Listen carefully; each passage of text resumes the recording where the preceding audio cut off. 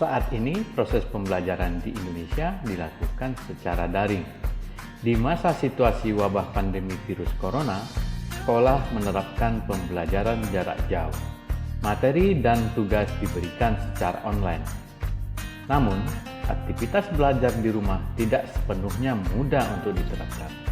Berikut ini merupakan tips-tips untuk membuat suasana belajar dari rumah tetap menyenangkan. Hal utama yang harus kamu lakukan untuk belajar di rumah adalah luangkan waktu dan fokus untuk belajar. Jika kamu tidak bisa meluangkan waktu, ya tentu saja kamu tidak akan maksimal dalam mendapatkan ilmu dari gurumu. Banyak dari kita memilih belajar sambil rebahan di kasur. Rebahan di kasur memang nyaman, tapi nyaman untuk beristirahat. Belajar sambil rebahan di kasur bisa membuat badan pegal dan konsentrasimu buyar.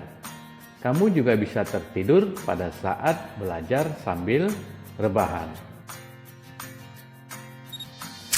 Persiapkanlah alat-alat untuk belajar seperti laptop, smartphone, ballpoint, pensil, dan lain-lain. Alat-alat yang mendukung belajar bisa membuatmu mudah untuk belajar. Jangan sampai nantinya akan menghambat proses belajarmu.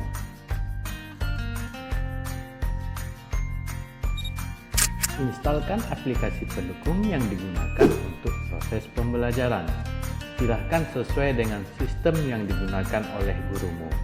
Misalnya seperti Google Classroom atau Edmodo, atau juga mungkin pelengkap lainnya seperti Quizizz. Untuk memulai mempelajari materi pelajaranmu, hal lain yang harus diperhatikan saat belajar dari rumah adalah koneksi internet.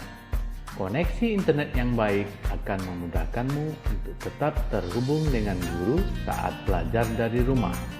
Pilihlah koneksi internet yang sesuai dengan tempat tinggalmu.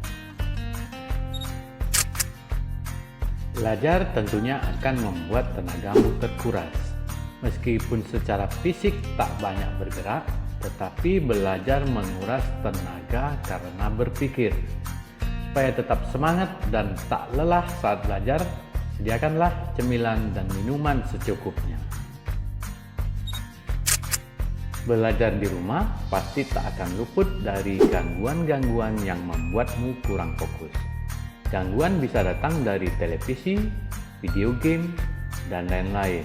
Di saat pandemi COVID-19 ini, kurangilah akses ke kegiatan-kegiatan yang bisa mengganggumu belajar di rumah.